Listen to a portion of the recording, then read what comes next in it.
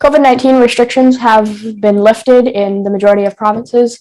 In the province of Ontario, just yesterday, mask mandates were lifted in the majority of indoor settings. And joining me now to discuss not just what Ontario has done, but also what various other provinces have done as it relates to COVID-19 restrictions is Moira Wyton, who is in Vancouver, British Columbia. She is a health reporter.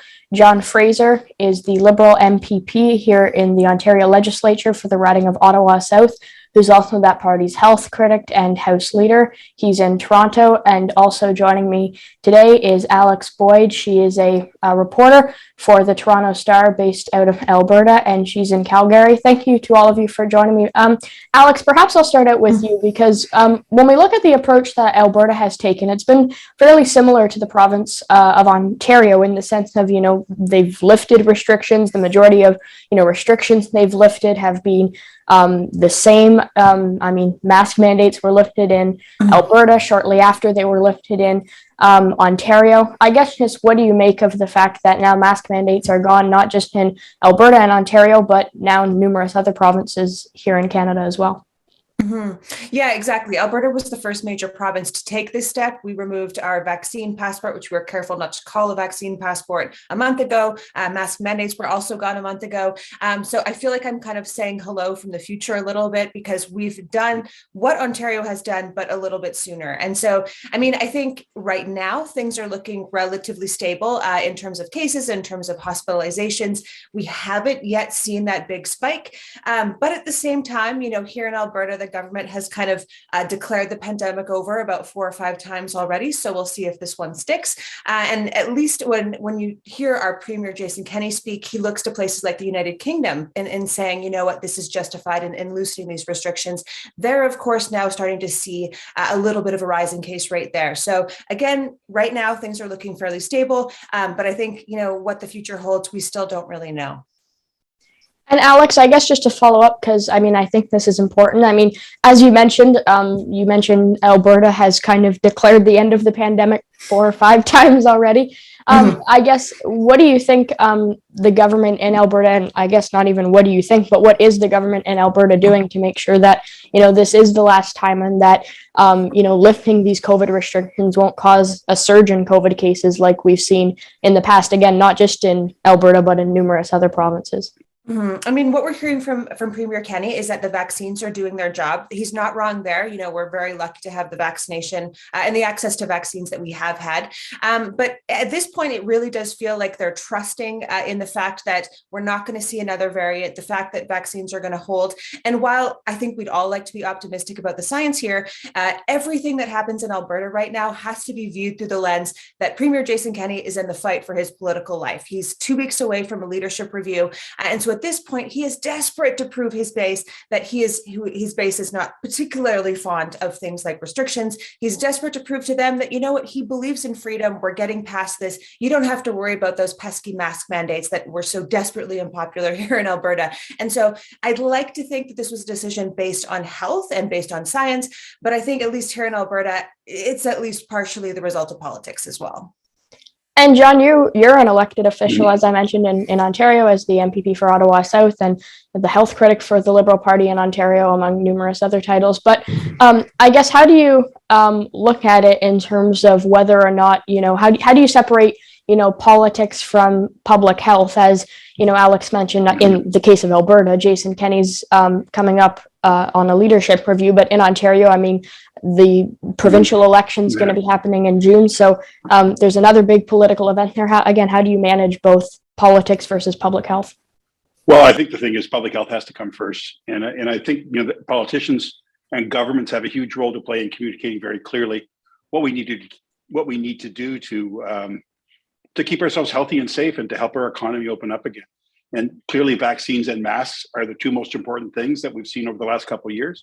To say that I was disappointed that the government didn't take the advice of Public Health Ontario and the Children's Health Coalition of Ontario and the science table to wait an extra couple of weeks in school. I was disappointed in seeing that, very disappointed. I don't think 2 weeks would have made a huge difference. I do believe that we can't declare the pandemic over. The evidence isn't there that it's over. And the one thing that we know about COVID is it surprises us. And it's really surprised this government, I think almost with each successive wave. We can see the first one, it all came upon us pretty quickly.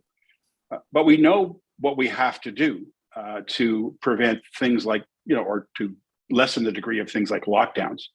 And that's, we have to act early. The government's had a challenge doing that, had a challenge communicating things like, they delayed on the vaccine passport for 6 or 7 weeks until all the public health officers in Ontario say we're going to do it on our own.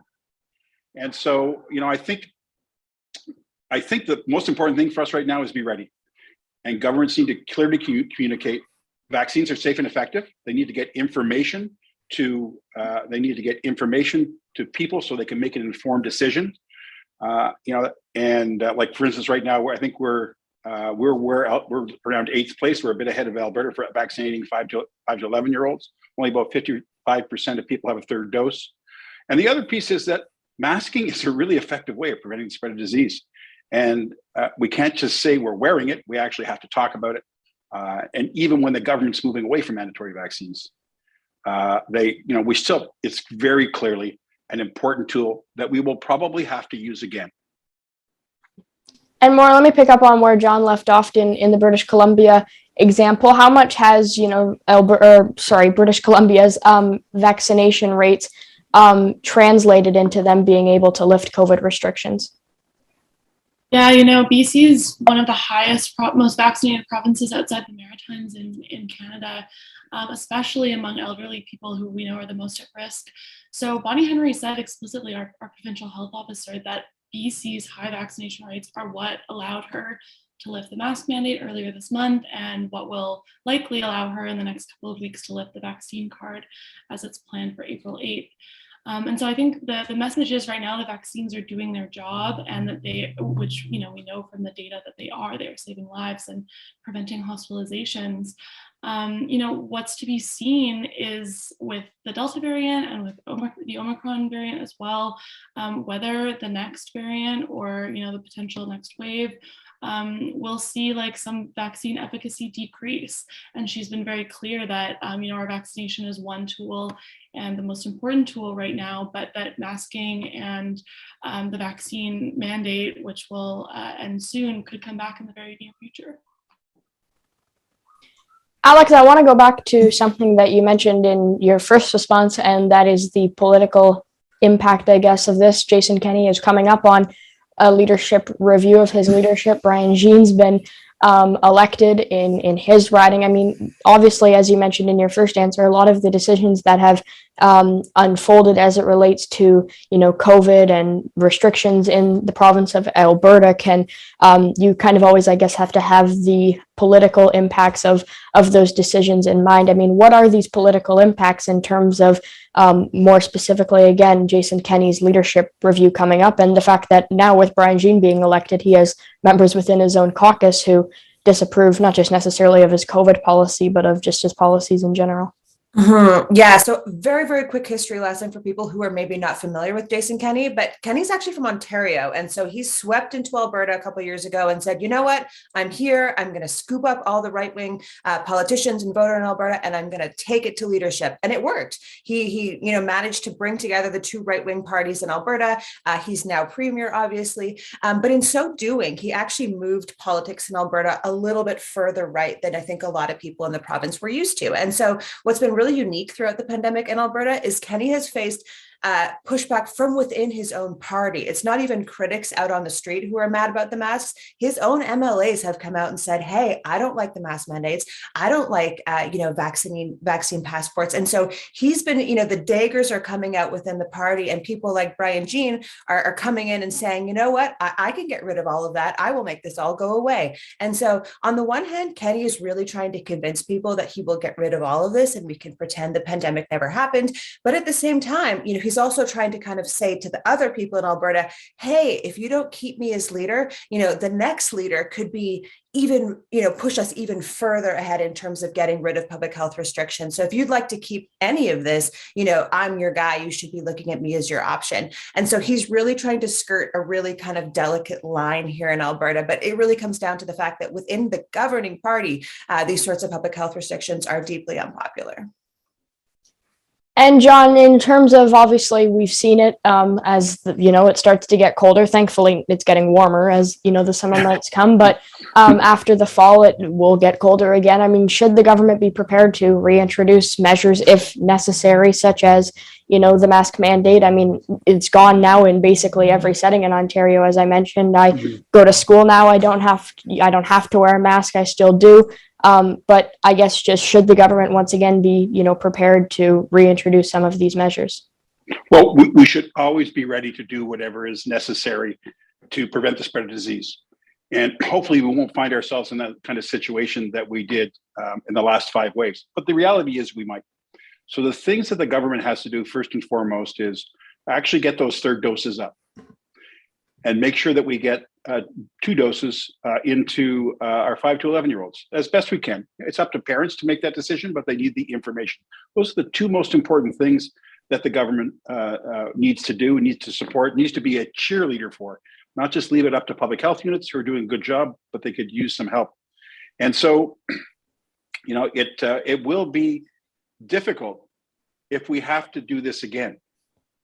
And if we wait too long to make the decisions, the government waits too long to make the decisions that need to be made to slow down the spread of disease, because COVID spreads exponentially. So the longer you wait, it just doesn't run ahead of you. It accelerates, so it goes faster. And that's been actually the challenge to, I would say, the biggest challenge with this government's handling of the pandemic is, a week or 2 weeks late on making decisions in the second, third, fourth, and this wave, and it's allowed the disease to spread more than it needs to. And then what happens is the public health measures that you need to take are harder and longer. So my message is masks, vaccines, we need to keep promoting those. We need to be ready for the next wave. We need to listen to the experts. And that's all the experts, the science table, Chief Medical Officer of Health, to give us the best advice as to how we go forward. More just before we conclude, because I know some of our panelists do have to go, but I guess just in terms of what, again, British Columbia is doing, has British Columbia came out with any new projections? I mean, is it even in the cards for British Columbia to have to go back once again to further restrictions? It definitely is, and that was really the tone that Dr. Bonnie Henry set when she announced this easing, that we could just as soon be back in this same cycle again for the 6th time now.